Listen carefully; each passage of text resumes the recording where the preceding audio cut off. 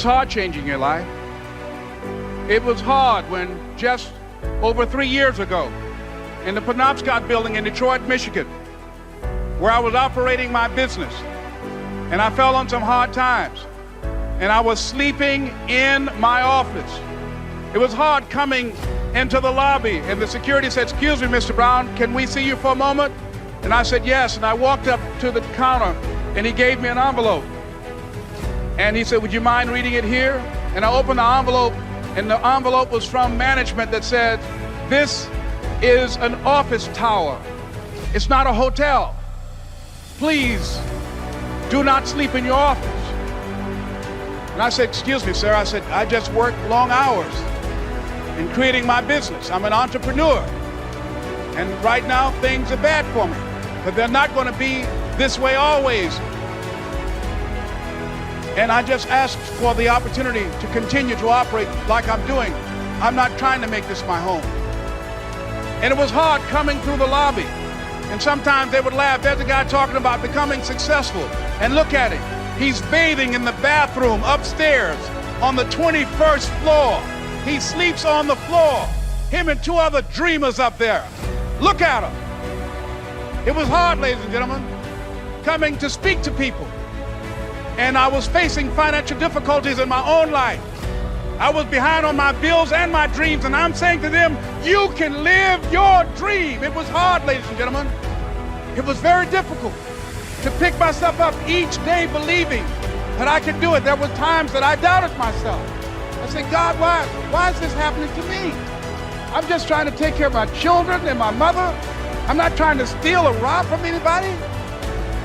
How did this have to happen to me?" It was very hard. And here's what I want to say to you. For those of you that have experienced some hardships, don't give up on your dream. No one could have convinced me by holding on, by continuing to push forward, by continuing to run toward my dream, that one day I would have my own talk show. It's a long shot, ladies and gentlemen, from Liberty City, an abandoned building on a floor, never knowing my mother or father. It's a long shot. Being here with you today in this dome in Atlanta, it's a long shot. No college training, labeled educable, mentally retarded, but I kept running toward my dream. Don't stop running toward your dream. Here's what I discovered that happens to you in life, that you will go through things, and while you're going through them, you can't understand why it's happening to you. But after you go through it, you get back and you look at it and you say, "Oh, now I understand why I needed that lesson."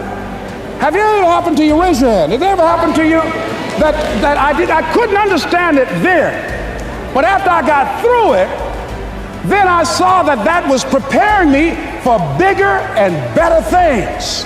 That as you go through the challenges of life and you look at it and embrace whatever comes to you, don't run from it. Step toward it. Don't try and duck it like most people do. See, most people want it easy. See, easy come, easy what? Easy go. See, but when you go at what you're going to deal with and you deal with the difficulties of it, when you handle those hard things close at hand, making those hard decisions right now that you don't want to make, learning those things that you don't like to do, but you know that in order for you to get where you want to go, this is one of the hoops that you have to flip through. And I'm saying to you, whatever you got to do, do it, because if you don't, life is going to whoop you until you surrender and say, "Okay, all right, I cooperate, okay, I learned, okay." It had to wear me out a long time. So if it's hard, then do it hard. You're going to focus to develop your skills. The guy was the new owner of a baseball team that was in the basement of the league when he took it over.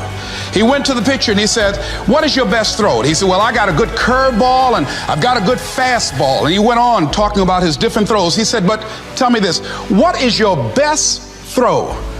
He thought for a moment. He said, "I've got a good fastball."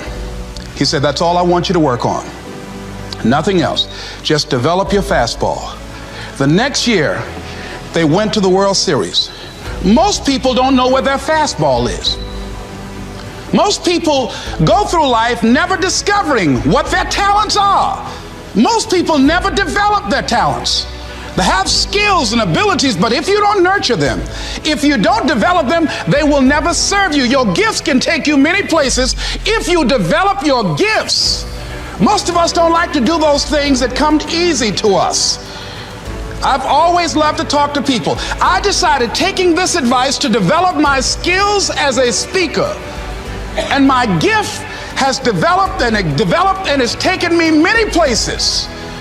You have something that you brought to the universe, and that if you decide that my life deserves my developing this, what I do well, and becoming the best at it, and mastering myself, and seeing what I have within me, if you decide to drop your buckets where you are and develop your gifts, I grant you, you'll never ever be without.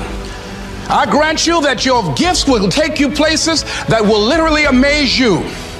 I grant you that if you begin to work to develop your gifts, you'll develop a strong sense of happiness. You'll get a larger vision of yourself, because part of beginning to get a larger vision of yourself, all of us need some area of our lives where we can have a feeling of competence. That people know when they think about this area, that's something you do. That you eat and sleep that, and that you do that, and people know it, and you know it, and you know that you know this. If you don't know anything else, you know this. Can you tell I know what I'm doing? Oh, hell no. You know this. So you've got to work on it.